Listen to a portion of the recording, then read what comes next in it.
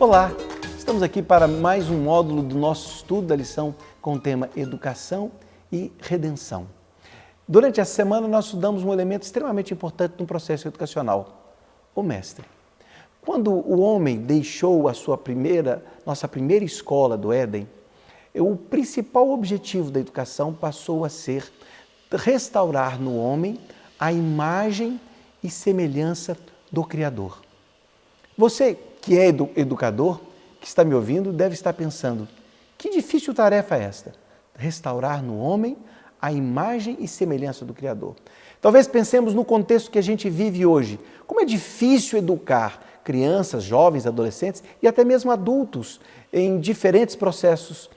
Transformar no homem a imagem e semelhança do Criador.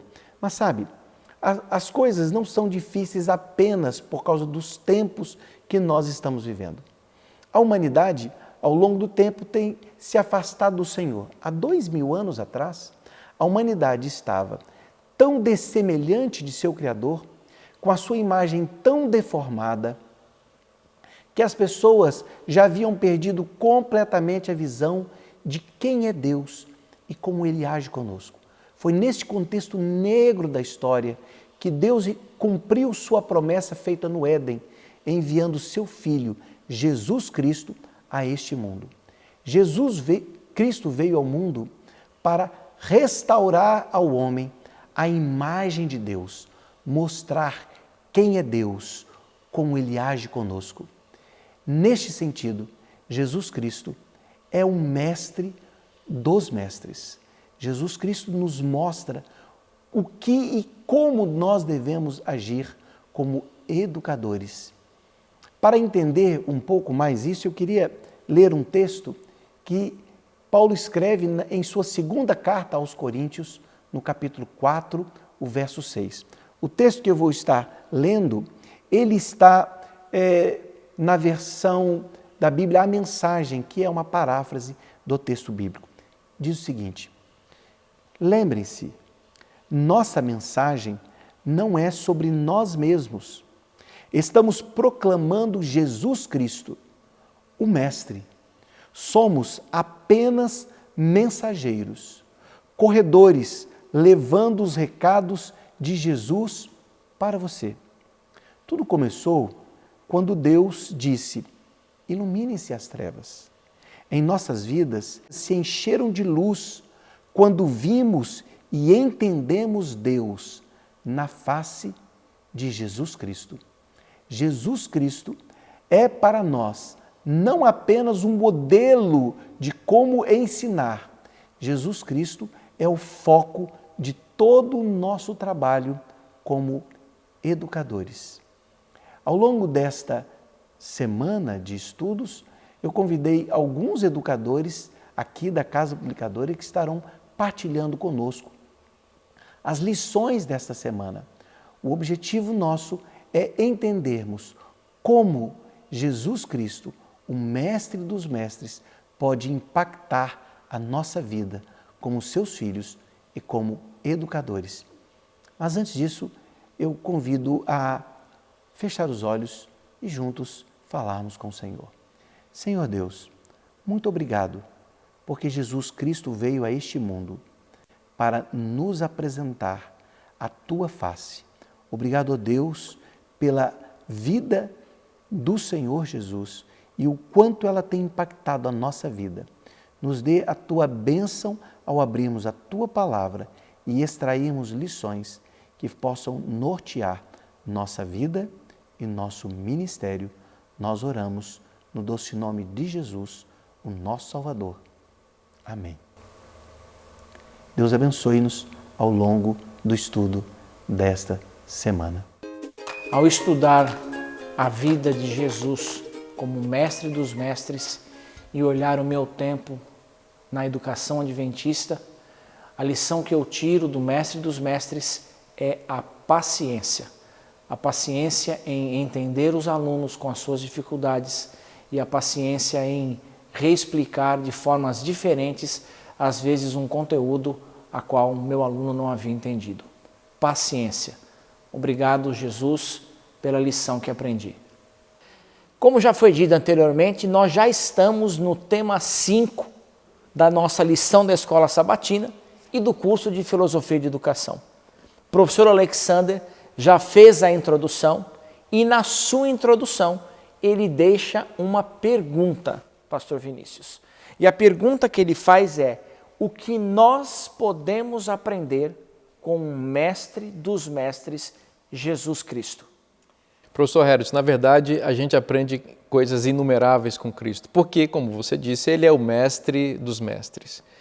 Porém, eu acho que uma coisa muito interessante na encarnação de Cristo é que Deus, o Pai, sempre se preocupou em revelar o seu amor e o seu caráter para todos nós. Diz a Bíblia aqui no texto de Hebreus capítulo 1 que ele procurou falar de diversas formas, especialmente por meio dos profetas, também por meio da natureza, numa revelação mais geral, mais ampla.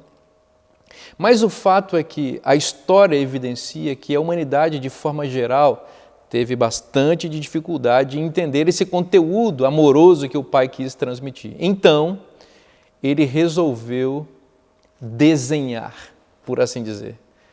Sabe aquela coisa da brincadeira, né? Você não entendeu o que é eu desenho?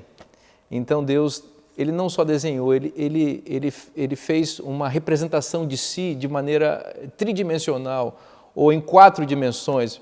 Ele se tornou homem, ele se fez carne e habitou entre nós para expressar a face do Pai, essa face que foi obliterada, que foi ofuscada pela acusação do diabo, pelo pecado que afastou a humanidade de Deus. Deus ama seus filhos, deseja se comunicar com eles.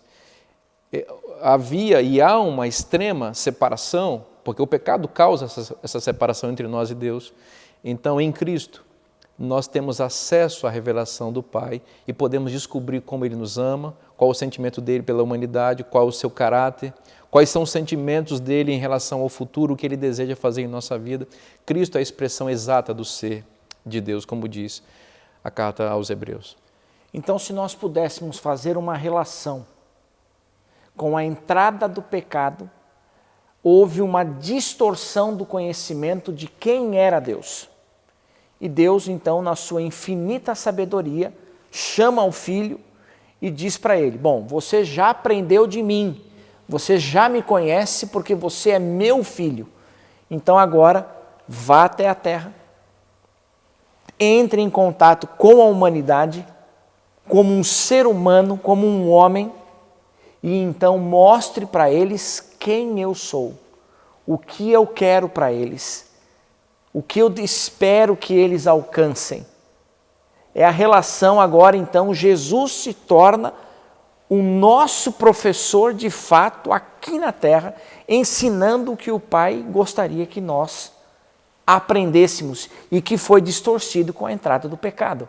Exatamente, é por isso que o apóstolo João diz que o verbo se fez carne. E esse verbo com V maiúsculo, ou seja, a palavra de Deus. Jesus é o agente por meio do qual todo o universo foi criado, diz o livro de Hebreus, nos diz também em outras epístolas o apóstolo Paulo, e a gente percebe isso claramente. Jesus é a palavra. A palavra de Deus, ela é poderosa. Vocês sabem que Deus criou o mundo por meio da sua palavra. Então Deus disse, por exemplo, haja luz e houve luz. A palavra de Deus tem esse poder de tirar a vida do nada, do caos, fazer emergir as coisas. Então, isso é muito importante, porque essa palavra transformadora de Deus, ela ficou na pessoa de Cristo materializada. Então, Jesus é Deus encarnado, é Deus entre nós, exatamente para produzir aquilo que a palavra de Deus produz quando ela é acolhida, quando ela é expressa, quando ela é comunicada. Quando a palavra de Deus é comunicada, repetindo, ela produz vida. Então, eu fico pensando que Jesus, aqui numa metáfora, por favor, entenda isso, uma metáfora pedagógica, né? Jesus é o recurso pedagógico por excelência. Deus, o grande professor, desejando expressar o conteúdo para os seus alunos, que com dificuldade, com déficit de atenção espiritual, por assim dizer, com dificuldade de entender, viajando, Então Deus foi lá e fez uma grande aula. Essa grande aula é a sua encarnação. É interessante pensar que na criação, Deus fez o homem à sua imagem e semelhança. Na encarnação, Deus se fez a imagem e semelhança do homem para que o homem, ou a humanidade, o ser humano, pudesse entender a respeito de si, do seu amor e de seu caráter. Agora, pastor, Jesus como expressão do amor de Deus. Vamos fazer uma relação agora, o professor e o aluno. Todo professor possui alguns recursos pedagógicos, práticas pedagógicas que ajudam na compreensão do conhecimento por parte do aluno. Será que os milagres realizados por Jesus, enquanto ele esteve aqui nesta terra, representando a Deus, eram esses recursos pedagógicos para alcançar, como o pastor disse, aqueles que estavam com déficit de atenção, que tinham um pensamento diferente, não estavam tão atentos à aula? Como eram esses recursos pedagógicos utilizados por Jesus aqui na terra? O pregador inglês Charles Spurgeon diz que os milagres de Cristo eram sermões para os olhos. Eu acho interessante essa analogia, essa metáfora, porque as pessoas aprendem de modo diferente. Existem pessoas que têm facilidade de abstrair conhecimento, ou seja, você expressa um determinado conteúdo e ele já consegue entender. Outras pessoas precisam de ilustração desse conteúdo. Então, cada milagre de Cristo era uma representação de um conteúdo salvífico dele. Por exemplo, quando ele cura o cego de nascença, ali ele estava expressando conhecimento muito maior do que um conhecimento, digamos assim, médico. Ali ele estava expressando que a atuação dele é para abrir os olhos da humanidade, para encher a humanidade de discernimento espiritual, porque todos nós andamos como cegos sem Deus. Então, ao curar aquele cego, Jesus estava tentando ensinar que ele pode também abrir nossos olhos. Ao curar o paralítico, ele evidenciava que nós também estamos paralisados com o pecado e que ele tem o poder de nos fazer andar, e assim sucessivamente em relação aos milagres de Cristo. Portanto, os milagres são recursos pedagógicos de Deus.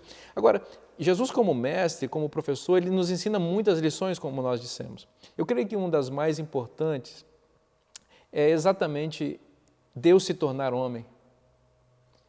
E sem ser repetitivo aqui. Porque eu acho que essa é uma grande lição para um professor. A gente quer transmitir conhecimento para os nossos alunos, a gente precisa chegar perto deles. A gente precisa conhecê-los, a gente precisa estabelecer pontes relacionais com eles. A gente precisa calçar os sapatos deles, a gente precisa saber onde é que está doendo. E foi isso que Cristo fez. Não adianta apenas transmitir conteúdo sem pensar como é que as pessoas estão recebendo. Cristo sempre se preocupou com isso. É interessante que isso vem de muito tempo. Eu lembro da grande aula, da aula magna, magistral que Deus deu lá no Monte Horebe, lá no Sinai. Você lembra? Ali ele fez o monte fumegar, uma buzina tocava, e ele reuniu todo o povo ali. Deus queria impressionar sua audiência, seus alunos. E ali ele transmitiu o conteúdo mais elevado que pode existir, que é a sua lei. Ele foi pronunciando com sua voz poderosa, e a sua voz fazia tudo tremer à volta. E eu estou imaginando Deus pensando agora como professor, né? Como é que meus alunos vão receber esse conteúdo? Como é que eles vão assimilar isso daí? Será que eles vão gostar da minha aula? Não é bacana? O professor sempre está perguntando isso. Será que eu consegui transmitir o que eu gostaria? Eles entenderam? Exato, eu fico pensando no plano de aula que ele fez ali. Não, agora eu vou lá no Sinai, vou preparar tudo, vou dizer para eles que eles não podem se aproximar, eu quero impressionar, porque eu quero transmitir um conteúdo extraordinário. E aí ele foi pronunciando. Quando terminou, isso é impressionante. Os alunos estavam ali e aí a reação deles, qual foi? Eles chamaram o professor assistente, o estagiário, Moisés. Moisés, é o seguinte, a gente não gostou da aula desse professor aí. Aí ele fala de um jeito que a gente tem medo, a gente não entende, a linguagem dele é muito superior. Então faz o seguinte, a gente quer que você seja o nosso professor, esquece ele. poxa vida, é uma sensação de rejeição muito grande para um mestre, né? Ele se preparou tanto para aquele momento e ele foi rejeitado. Eu fico pensando que Deuteronômio capítulo 18, por exemplo, mostra Deus lembrando aquilo lá. Ele chama Moisés e fala: Moisés, você lembra daquele dia que eles não quiseram me ouvir? Tudo bem, eu entendo. Mas eu quero me comunicar com eles, então vou fazer o seguinte, eu vou mandar um profeta com P maiúsculo, semelhante a você. A ele, eles vão ouvir. Aí nós chegamos a João capítulo 1. O verbo se fez carne, habitou entre nós. A palavra, aquela palavra que fez o monte fumegar e tremer, ela se materializou como ser humano. E aí o texto de João nos dá uma nota triste em relação à recepção a esse novo método pedagógico divino, chamado encarnação de Cristo. Diz o texto, que ele veio para o que era o seu e os seus não receberam.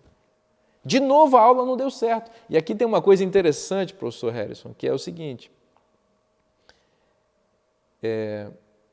o maior de todos os mestres não foi 100% eficaz em alcançar todos os seus alunos. Ele foi 100% eficaz em transmitir da melhor maneira e de todas as formas possíveis o conteúdo. Mas ainda assim, nem todos o receberam. Mesmo no seu grupo mais próximo, houve quem o negasse, houve quem o traísse, e a maior parte dos seus discípulos debandaram, deixando ele sozinho no momento da cruz, por exemplo. Então, isso significa que nós podemos descansar um pouco e ser menos ansiosos também. Sim. Nós precisamos confiar no poder de Deus, fazer a nossa parte, tentar diversificar as estratégias para alcançar a todos, mas nem o grande mestre conseguiu ser 100% eficaz na comunicação do seu conteúdo. O pastor tocou num ponto importante. Estava Jesus com os seus discípulos, ali com os seus alunos, ensinando e transmitindo a mensagem que ele tinha que transmitir naquele momento, João capítulo 14, e aí nós vimos ali no verso 8, replicou-lhe Filipe. Filipe era um dos discípulos, era um dos alunos, estava convivendo. 3 anos e meio. 3 anos e meio, quase um doutorado ali com o mestre dos mestres. Replicou-lhe Filipe, Senhor, mostra-nos o Pai, e isso nos basta. Ou seja, parece que o senhor está explicando tanto aí, mas ok, mas eu quero ver o Pai, eu não vi o Pai ainda. Então, ainda nós vamos ter esse tipo de situação do aluno com o professor, o aluno explicando, o professor explicando, e o aluno, não, eu não entendi. Acho que essa situação de Filipe mostra isso. Exemplificando, seria mais ou menos o seguinte, você é professor de língua portuguesa, você acabou de dar uma aula sobre substantivo para os seus alunos. Você falou de substantivo do início ao fim, 50 minutos falando sobre substantivo. Quando termina a aula, um aluno te procura e fala assim, professor, o que é substantivo? É exatamente isso. O que é substantivo? Porque a aula de Cristo, nesses 3 anos e meio, o curso dele, esse doutorado que ele deu para eles, era exatamente para revelar o Pai, mas o Filipe não tinha entendido. Mas é claro, os alunos, eles têm... o processo de ensino-aprendizagem tem muitas variáveis que interferem e que atrapalham ou ajudam. Então, o professor precisa ser bastante paciente. Ele precisa ser paciente, também respeitar o tempo de aprendizagem de cada aluno e sempre tentar também diversificar a sua abordagem e ensinar de maneiras diferentes para que as pessoas possam entender, mas sem ansiedade. Agora, tem uma coisa que eu queria destacar em relação a Cristo, que é muito importante. Jesus é a palavra encarnada, conforme dissemos. Isso significa também dizer que em Cristo o discurso de Deus e a prática de Deus se encontram perfeitamente. Então existe plena coerência entre o que Deus fala e o que Deus pratica em Cristo. Então não existe dicotomia entre fé e prática em Cristo. Nós conhecemos plenamente aquilo que Deus pensa por meio daquilo que Deus faz em Cristo. Então isso é uma grande lição para quem ensina, para quem é educador, a importância da coerência, né? De não apenas, de não separar conhecimento de prática. Todo conhecimento ele precisa passar para a nossa vida, para o nosso corpo, para as nossas ações. E os nossos alunos, eles aprendem exatamente isso, o conhecimento encarnado. Não dá para falar de valores e viver e não viver valores.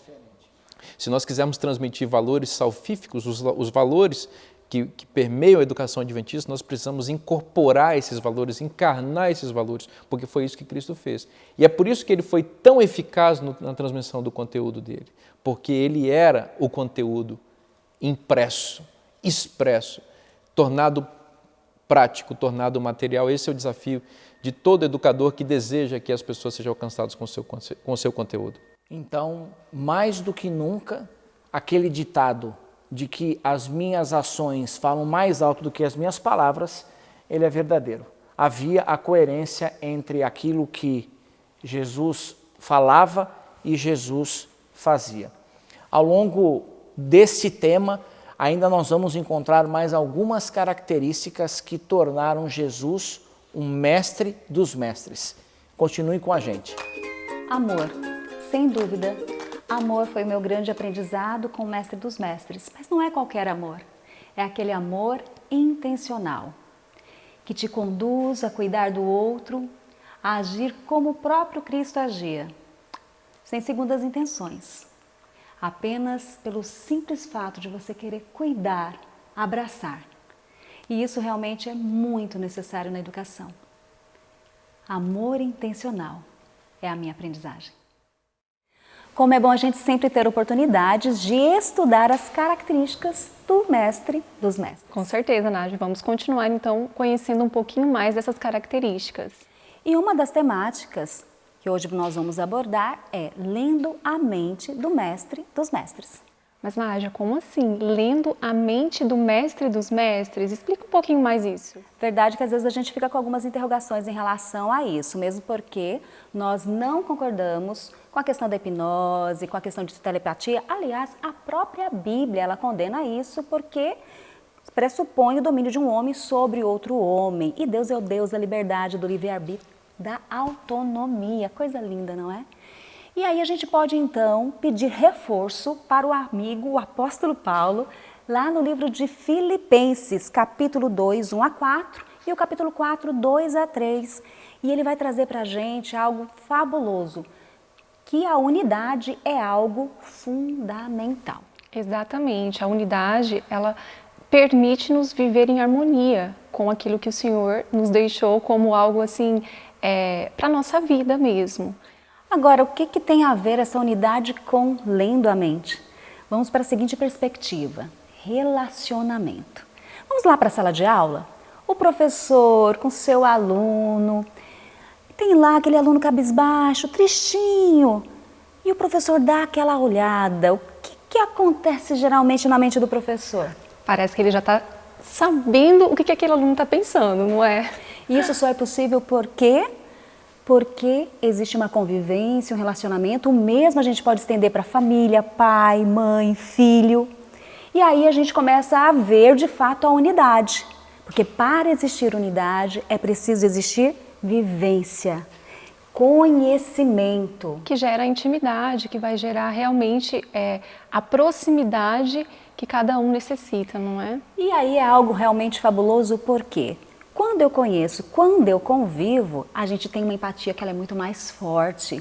Assim, o aluno pode aprender também do seu mestre lá na sala de aula, assim como Jesus desenvolvia toda uma empatia com o outro e ele conseguia abrir as portas do coração para que a pessoa realmente se relacionasse com ele com inteireza, né? Com certeza. Além disso, Nádia, existem outras características e uma delas também que é muito mencionada aqui também pelo apóstolo Paulo, ainda aqui no capítulo de Filipenses, no capítulo 2, nos versos 5 a 11, é a questão da humildade. Paulo queria enfatizar para os cristãos da época, e isso vale para nós hoje também, como Cristo se entregou.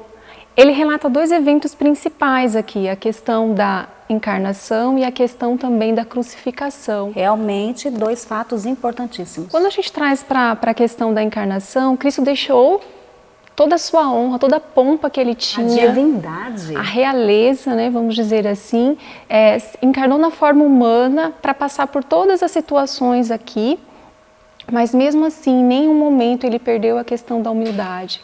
Agora, trazendo um pouquinho isso para a sala de aula, quando a gente vê o professor ali lidando com os seus alunos, se entregando, ou às vezes numa situação ali onde um ou outro aluno entram em algum conflito de certa forma, o professor precisa, com toda a sua sabedoria, sua delicadeza, com a questão desse relacionamento, dessa unidade que ele já conquistou, chegar para esses alunos bem mais perto, trabalhar com eles a questão da humildade, a questão de uma possível reconciliação. E aí, como Cristo, o professor também pode ser um mediador. Com certeza.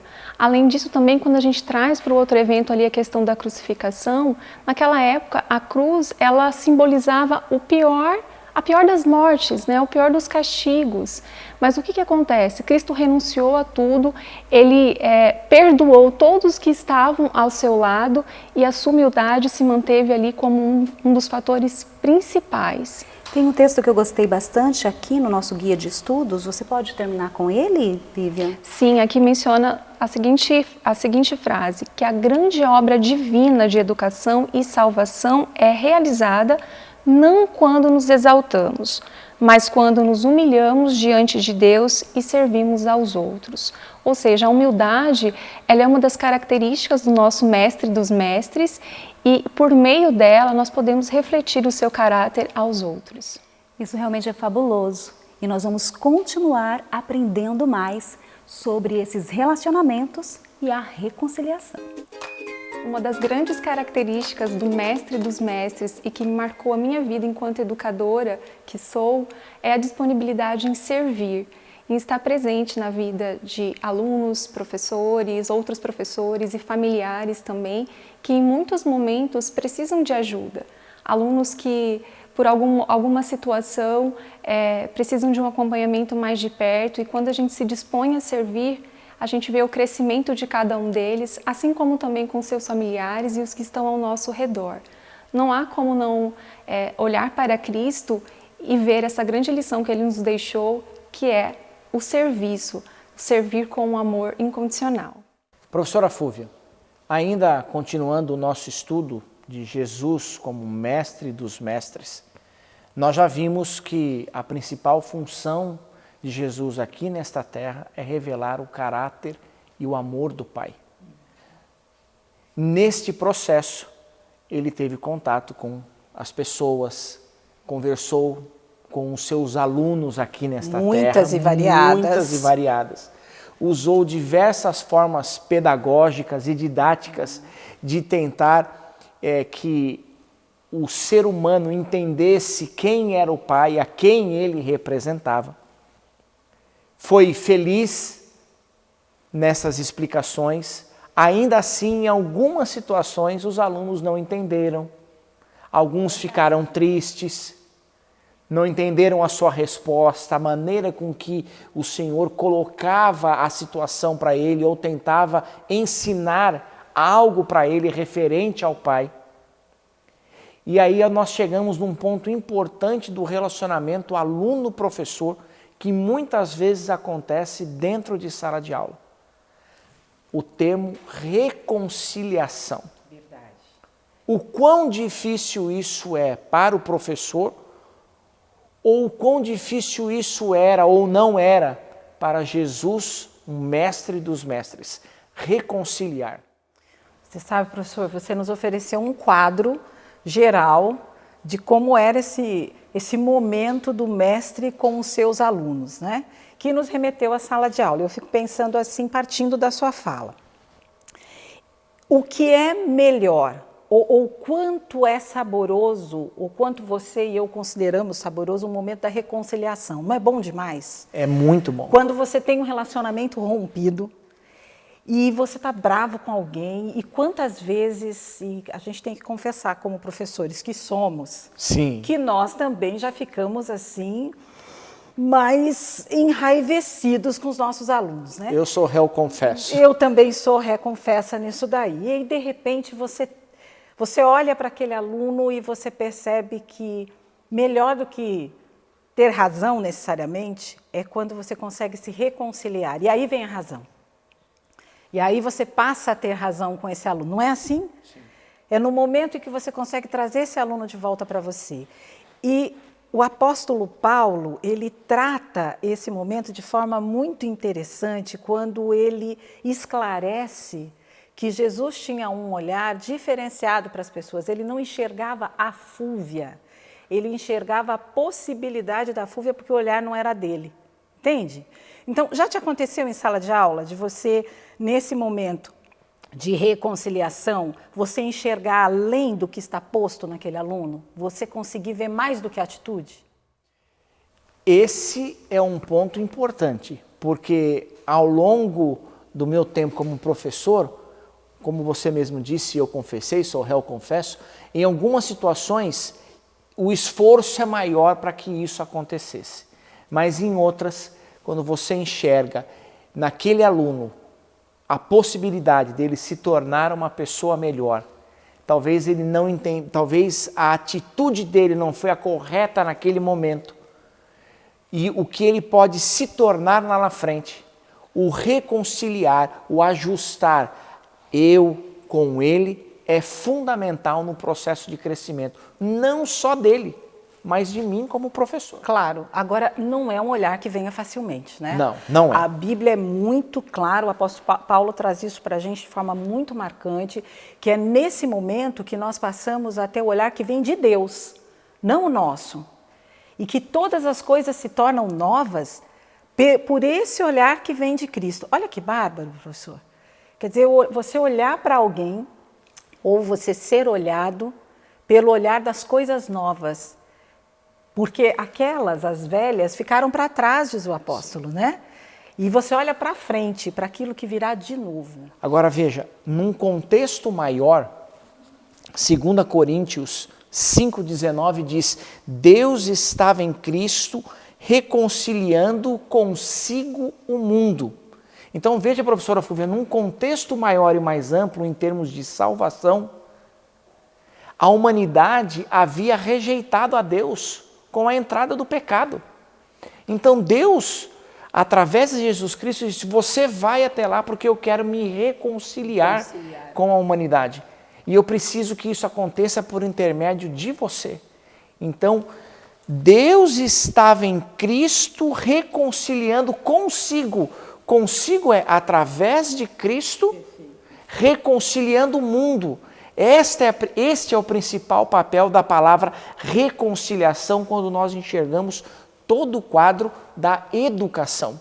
A função do professor dentro de sala de aula, o reconciliar constantemente a relação aluno-professor, entender que o aluno tem o seu pensamento, tem o seu conhecimento muitas vezes distorcido, e o professor precisa reconciliar e fazer esses ajustes. Interessante que no nosso estudo fica muito claro que a reconciliação é uma obra e que nós somos convidados, veja só, professor, nós somos convidados a clamar, inclusive o verbo é exatamente esse, aclamar. Eu fico imaginando, trocando um pouquinho o verbo, a instigar as pessoas para que de fato a obra da reconciliação aconteça. O que seria e como seria o nosso cotidiano se cada pessoa pensasse na grandeza da obra da reconciliação? O meu olhar pelo outro seria sempre diferente, porque esse olhar viria sempre de Deus. O olhar da reconciliação, que é o que Deus faz constantemente conosco. Nós constantemente precisamos nos reconciliar com Deus a todo momento, porque nós somos pecadores. E a relação aluno-professor, o processo é o mesmo. E eu creio, professor, e a Bíblia deixa claro também isso para nós, que o cotidiano de sala de aula é o mais rico para que esse movimento reconciliador aconteça de fato. Não tenho dúvida disso. Feito este quadro, como será que foi a relação de Jesus com os seus primeiros discípulos? Nós vamos ver isso na sequência do nosso estudo. O meu olhar. O meu olhar como docente, como professor, enxergava só aquilo que eu exatamente estava vendo ali na minha frente. Mas não é assim. Não foi assim que eu aprendi com o mestre dos mestres. Eu aprendi que o meu olhar, quando conectado ao olhar do Pai, consegue enxergar além do que eu vejo. Ele enxerga a possibilidade do tornar-se nesse aluno.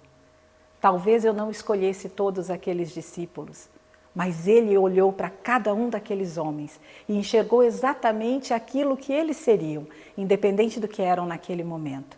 É assim que ele me enxergou e é por isso que eu estou aqui. E foi assim que eu aprendi a enxergar os meus alunos, o olhar da possibilidade. Agora vimos o que distingue Jesus Cristo como o mestre dos mestres. Agora, um mestre precisa ter discípulos. E a lição não seria completa se não pudéssemos verificar alguns desses discípulos, aqueles que foram os primeiros discípulos do mestre.